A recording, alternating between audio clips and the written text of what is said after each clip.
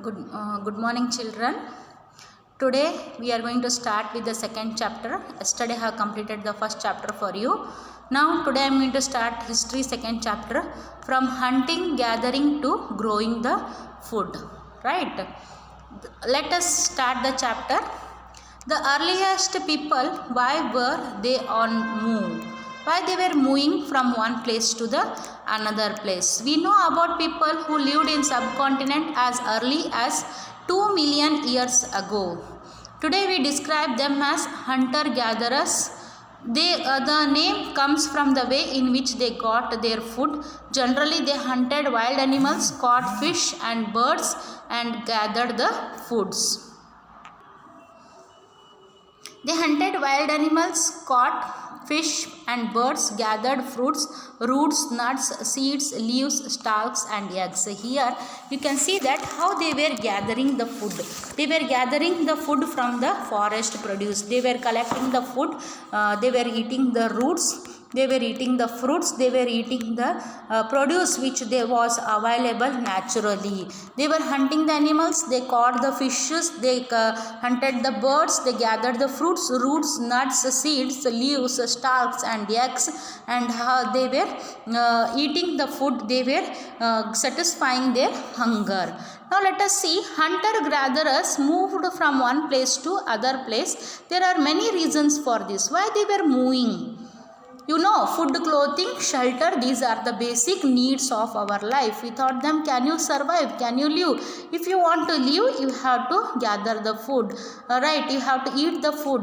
Right? These are the very important thing. Without water, without air to breathe, without food, you cannot live for a long days. So what happened? These hunter-gatherers moved from place to place. There are many reasons for this. First, they had stayed at one place for a long time. They would have eaten up all the available plant and animal resources. Therefore, they would have had to go elsewhere in search of the food. Right, when they had eaten all the food, when they had eaten all the things, it was difficult for them. When the available resources were completed, when they were all over, what they used to do, they used to move from one place to the another place. Therefore, second one is animals move from place to place. Why were animals also moving with the human beings from one place to another place? Either in search of smaller prey, or in case of deer, wild cattle, in search of grass and leaves. That is why those who hunted them had to follow their movements. Yes, as you see, animals of smaller prey means with a very small energy, whom they easily, the human beings can catch them, can hunt them. Those animals were also moving from one place to another place in search of grass and leaves. So along with their movement, the people, the human beings were also forced to move, to have their movements from one place to the another place. Next one is third, plant and trees bear fruit in different seasons. So you see, thirdly, plant and trees, they bear the fruit in different seasons. So people have moved from season to season in search of different kinds of plants. So you see, there are the plants, they have the particular season. In that season only they are giving the fruits, they are giving you the food. So for that reason they might have moved from one place to the another place. Fourth, plants and animals need water to survive. Water is found in lakes, streams and rivers. So that may be the reason why they have moved from one place to the another place. During the drought season, they may find less water in the lakes, in the streams, in the ponds. So they might have moved to the water place where there is more water. They might have moved to those places. Water is found in lakes, streams and rivers.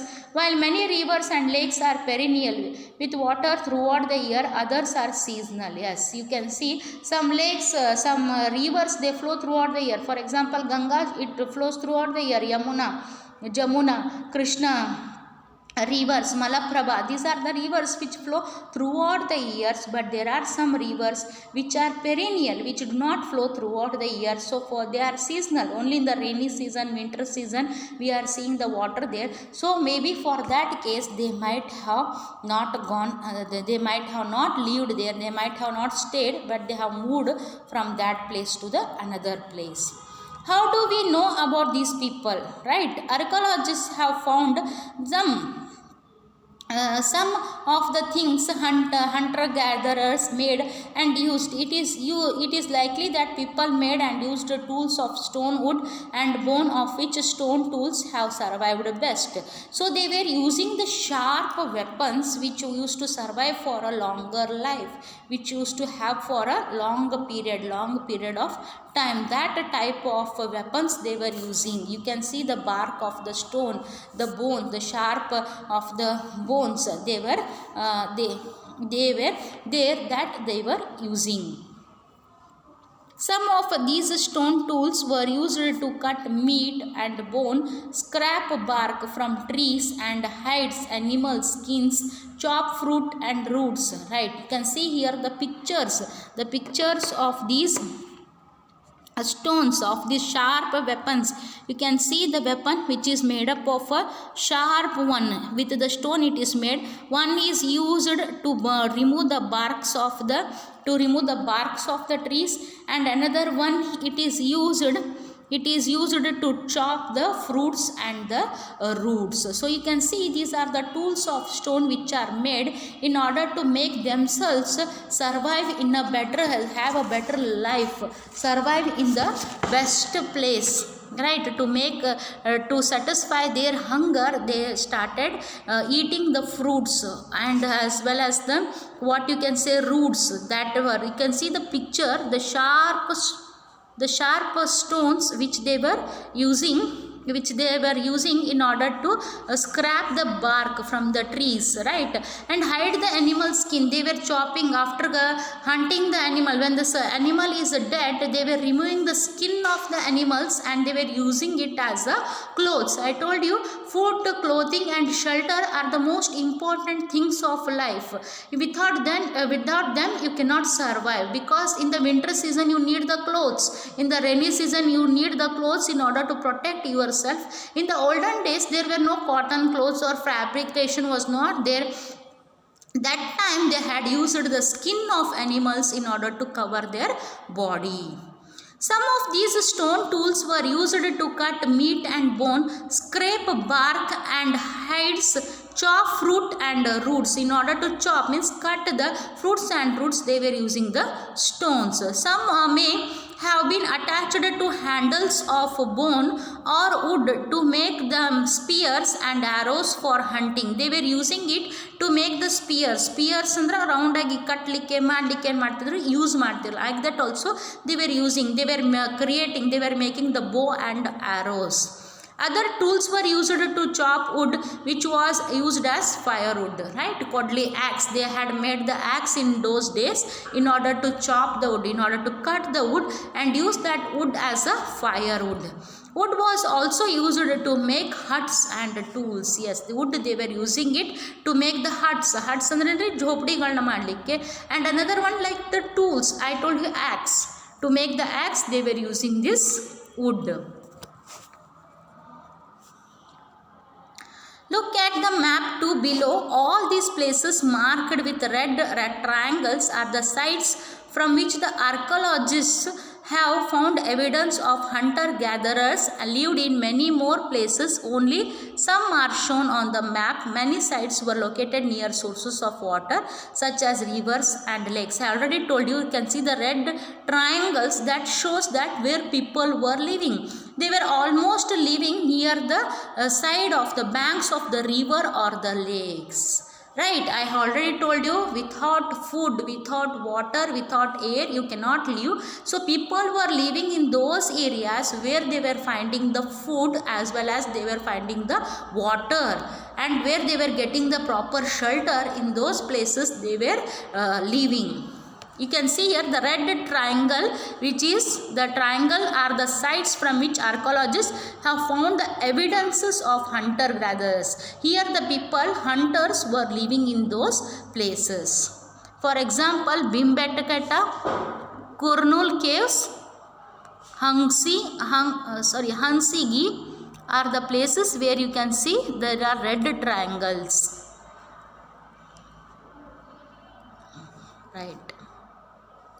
As stone tools were important, people tried to find places where good quality of stone was easily available for them. So, as people saw that there are stones, see, all the stones are not useful to make the tools. Right, there are some stones which are of good quality, which are going to lead for a long run, not in a short period they are there, they are for a long run, and you can use it for years together. See, archaeologists thousands of years ago only, the stones, the tools they have, which they have made, now they are able to see it, they are able to identify them. So those tools which are 1000 years back the people used, that tools now till today they are present, and they are gathering them, they are taking it as a evidence. You can see the quality of the stone might be so good quality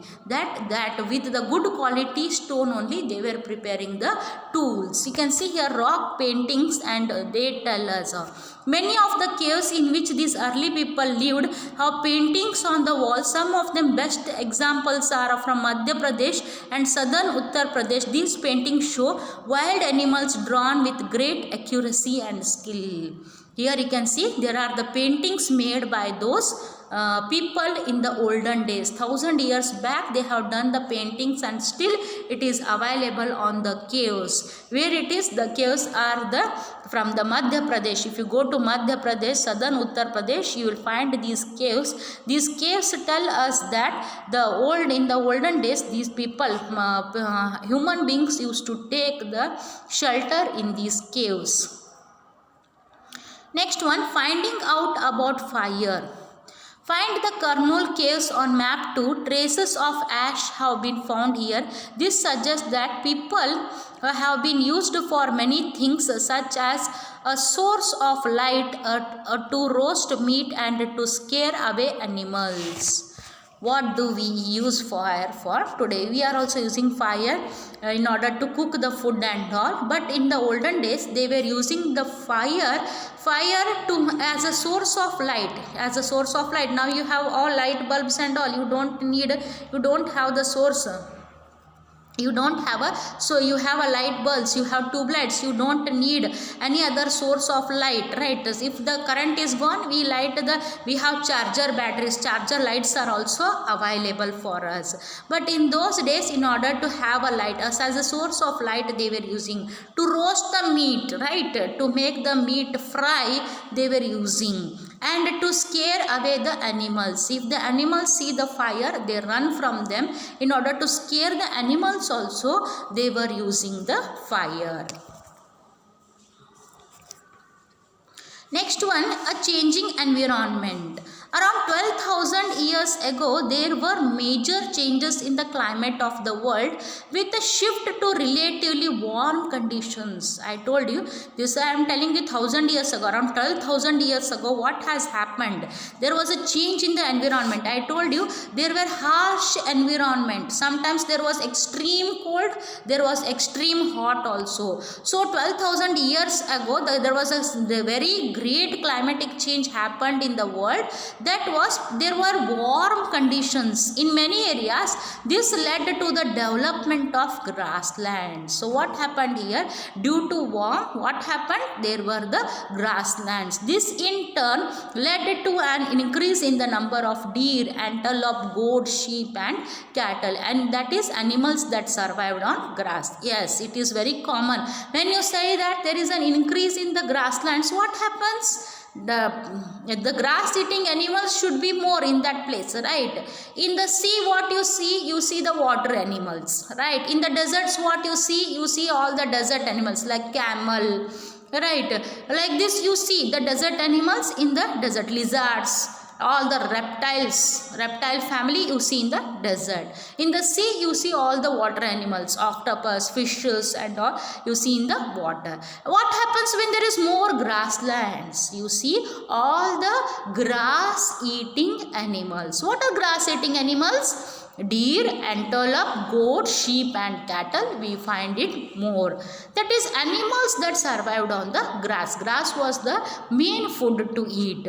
Those who hunted these animals now followed them, learning about their food habits and their breeding seasons. It is likely that this helped people to start thinking about herding and rearing these animals themselves. When it is likely that the people started thinking about herding and rearing animals. When the people found that these animals are more and we can control them, that is most important. Nobody take them.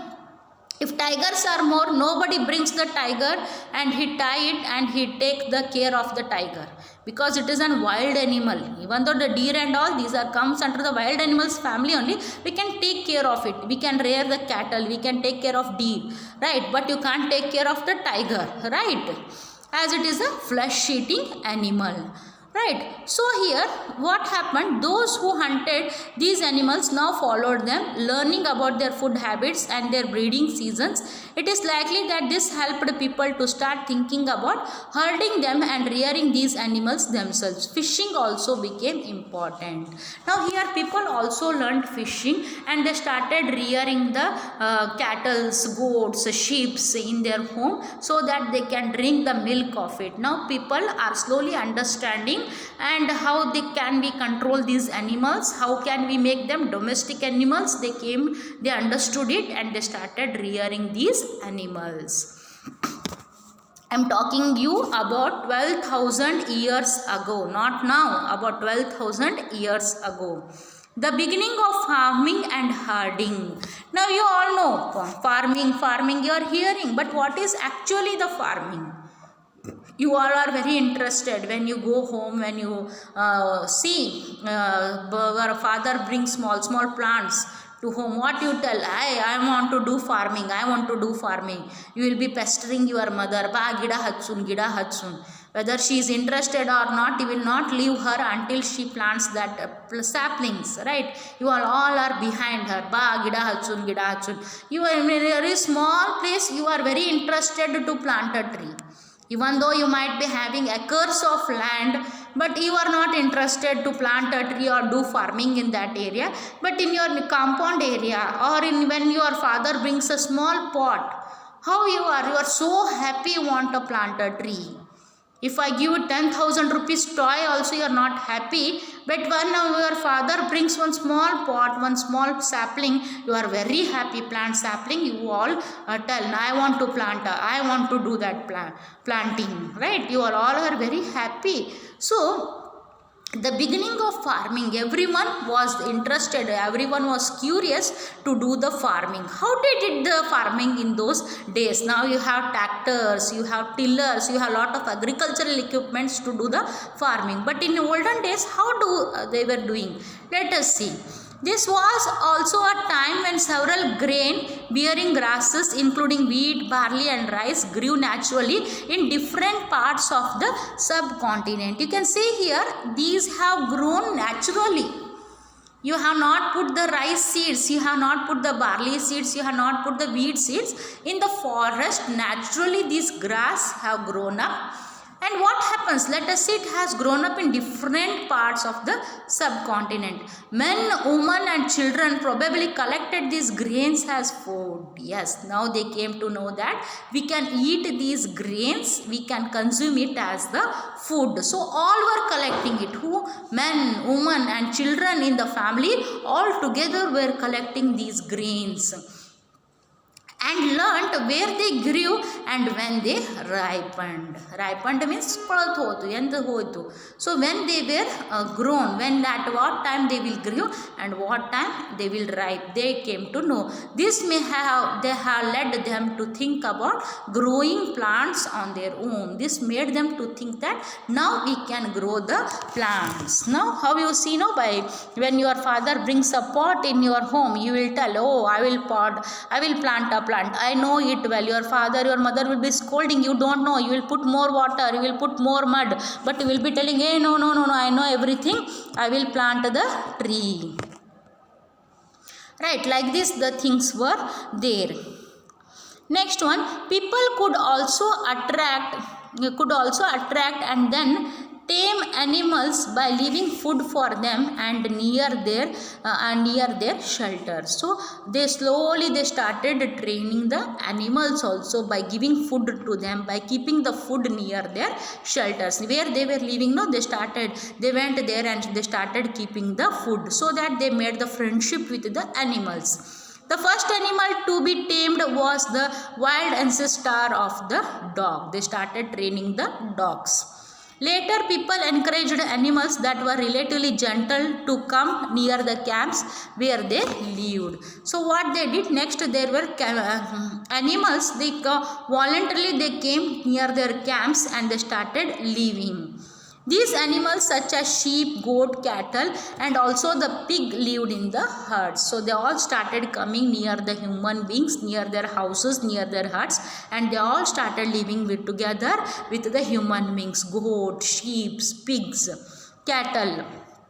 Often people protected these animals from the attacks of other wild animals. Yes, when the animals got protection, when they were protected from the wild animals, they had the honesty feeling or loyalty feeling towards the owner of that house or the hut. So they became their loyal animals. This is how they became herders. Now you can see this is how they have become the herders. They started rearing these things.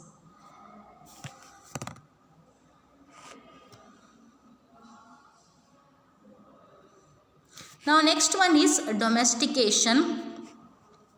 Is the name given to the process in which people grow plants and look after the animals. Very often plants and animals that are tended by people become different from wild plants and animals. This is because people select plants and animals for domestication. For example, they select those plants and animals that are prone to disease. Yes, what happens here?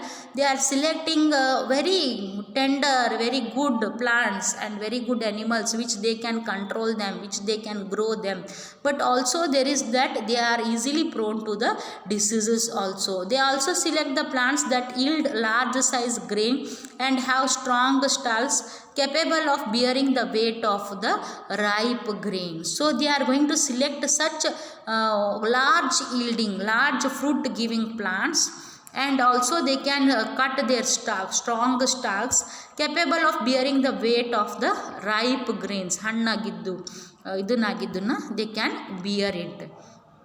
Seeds from selected plants are preserved and sown to ensure that new plants will have the same quality. Seeds of the plants are sown in order to ensure that they are of the good quality, so that they can be used for the other things also.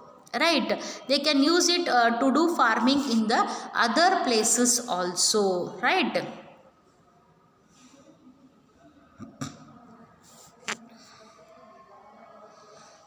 Amongst the animals, those that are relatively gentle are selected for domesticated animals, and plants become different from wild animals and plants. For example, the teeth and horns of wild animals are usually much larger than those of the domesticated animals. You can see here domesticated animals' teeth, it is very small, but which has wild animals' teeth, horns and wild animals of teeth are very sharp and very strong and very big, large in size also. Right. Next one, a new way of life. If you plant a seed, you will notice that it takes some time to grow. Yes, when you plant a seed, it naturally takes 7 days to 15 days to become a plant. This may be for several days, weeks, months, and in some cases years. When you plant a big trees, it takes years to grow. It takes years to become a big tree. when people began growing plants, it is meant that they had to stay in the same place for a long time, looking after the plants, watering, weeding, driving away animals and birds till the grain ripened, and then the grain had to be used carefully. See here, they have to, when they are planting a seed, they have to wait for weeks, sometimes they have to wait for months, sometimes they have to wait for years together to see that they become a big plant, so that the grain is ripened. Till that they have to wait, and they have to protect it from other animals, and they have to protect it from the birds, and they have to protect it from not to get attacked by the pesticides and all, and not where they have to properly water the plants and see that these animals and birds not take away the grains. So all these were the challenges that they faced. See here, ways in which the grain was used: as seed, as food, as gifts, stored for food. So sometimes when you don't get food, that time you can keep this grain as a stock. When there is no food, that time you can use this grain in order to satisfy your hunger. As a grain,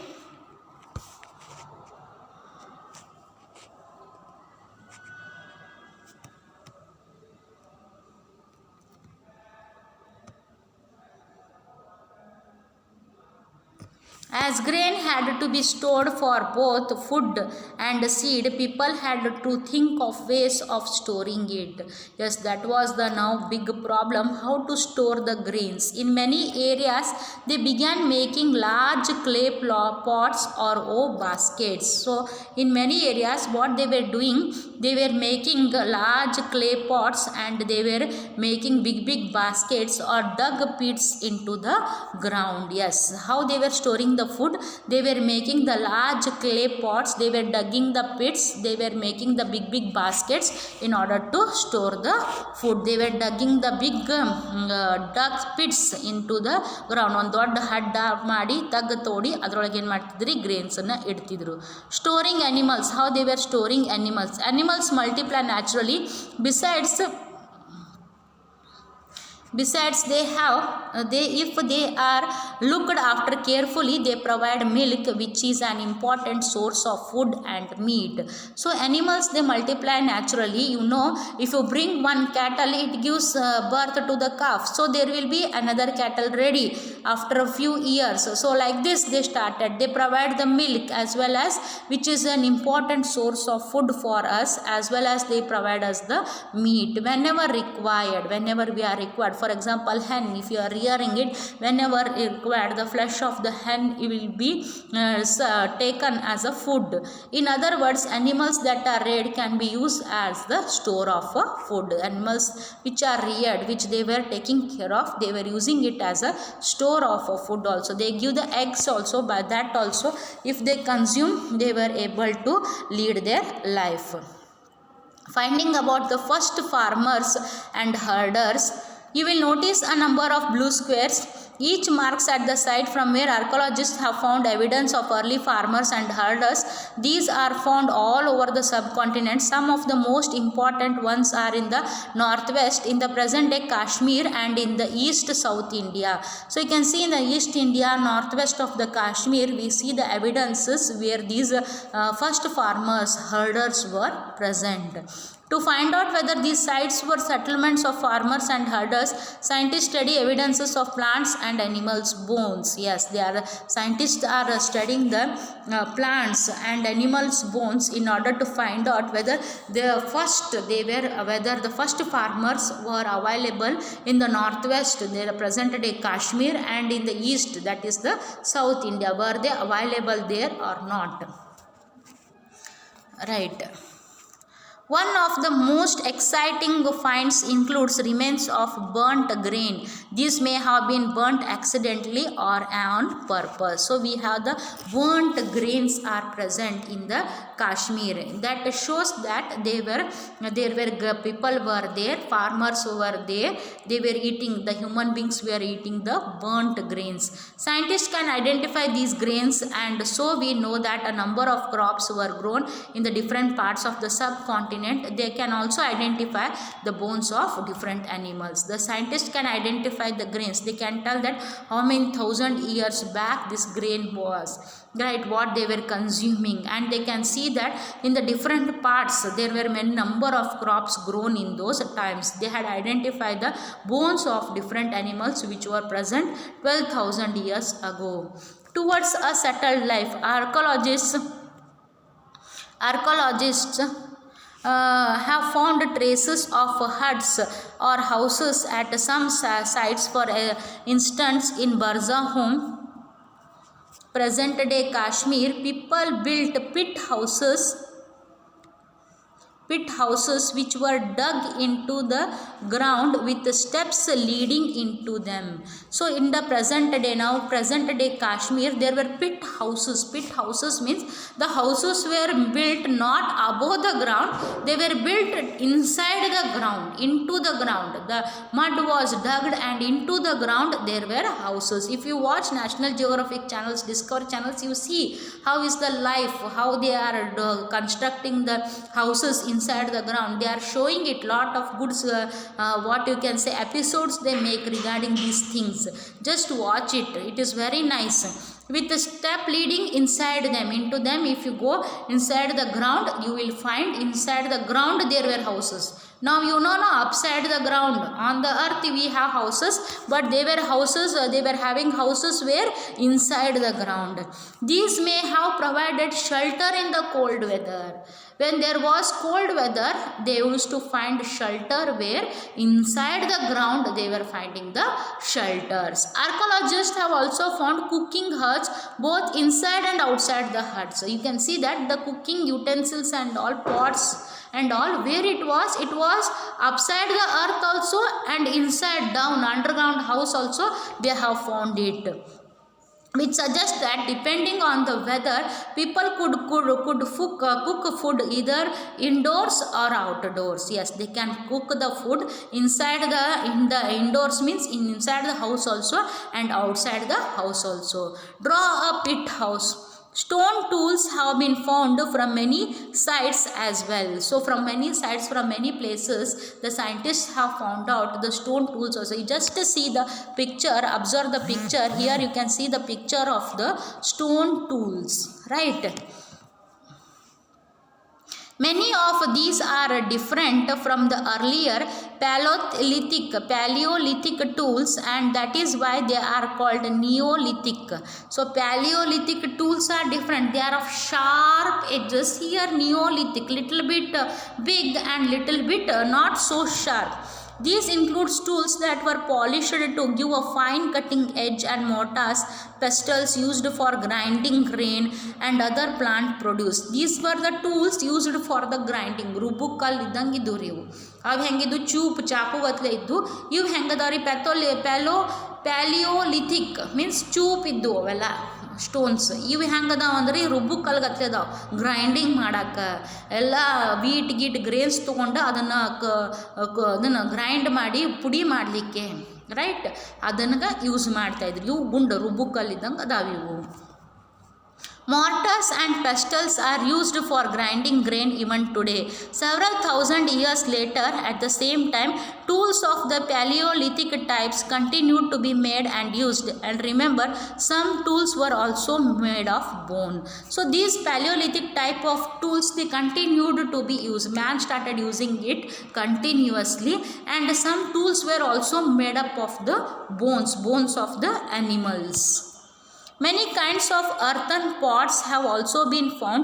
These were sometimes decorated and were used for storing things. They started, I told you, in the starting only they were making the pots, they were making the baskets, right, big baskets in order to store the food. Big pots they were making in order to store the food grains. When there is no availability of food, that time they can cook these food grains and they can consume. These were decorated. They started painting animals, plants on it and were used for storing things. They were storing the food items, grains.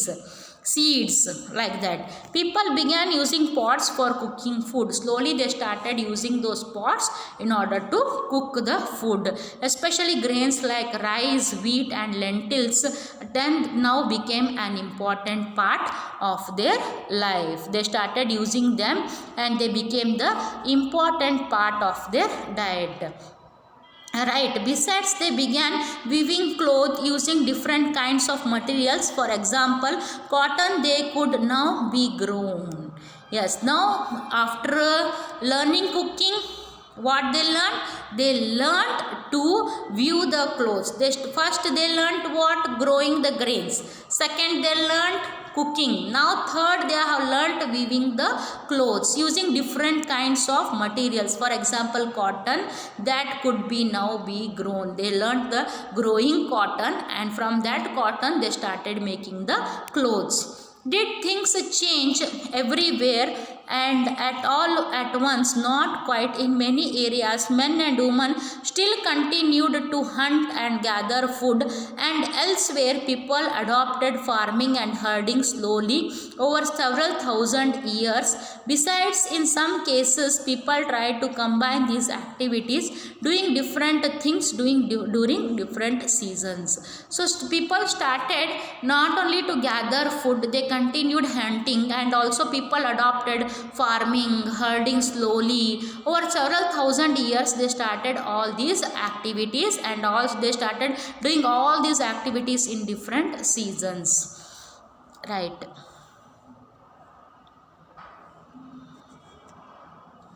Okay. Next one, a closer look, living and dying in Mehergarh. This site is located in a fertile plain near the Bolan Pass, which is one of the most important routes into Iran. So Bolan Pass is a route which goes towards the Iran. This is an important fertile plain. So let us see what has happened here, what people have done in this area. Mehergarh was probably one of the places where people learned to grow barley and wheat. So this is a fertile plain. Here people learned to grow barley and wheat, and rear sheep and goats for the first time in this area. What they learned? They learned to grow wheat, they learned to grow the barley, and here for the first time they have learned to rear the animals like sheep, goat and cattle. It is one of the earliest villages that we know about. Yes, this is one of the earliest villages we are knowing about. At this site, many animals bones were found, bones of wild animals such as the deer and pig. So we are finding the earliest old animals bone such as the deer and pig bones were found in those times. Other finds at Mehergarh include remains of square or rectangular houses. Each house had 4 or more compartments, some of which may have been used for storage. So other finds at Mehergarh, in the Mehergarh, it includes the remains of square or triangular. Here there is a picture, just see, here upside there is a picture of a pot or the jar where the seeds were kept. Here and this one, grains were kept, cooking food utensil. Here you can see this is a square part, right? In the Mehergarh, it includes square or triangular houses, right? Each house had 4 or more compartments, 4 rooms like that, compartments are there, right? Some of which may have been used for storage. In order to store the food grains, they might have used these compartments. When people die, their relatives and friends generally pay respect to them. People after them, perhaps in the belief that there is some form of life after death, burial is one such arrangement. Several burial sites have been found in Mehergarh. So when people die, their dead bodies, usually they were making them, they were buried in those areas so that burial sites are available. Cave paintings in France, you can see that their burial sites are available in Mehergarh. In one instance, the dead person was buried with goats, which were probably meant to serve as a food in the next world. So here you can see he is buried with the goat. The man he is died and he is buried with the goats in order to see that he gets the food in the next world. Whether he goes to the heaven or hell, he should get the food. For that sake they have buried the goat along with the human dead body. Right, this is how it was. So next, whatever the things are there, I will continue in the next class. Thank you. If you have any doubts, come to the school in order to clear your doubts. Okay, thank you.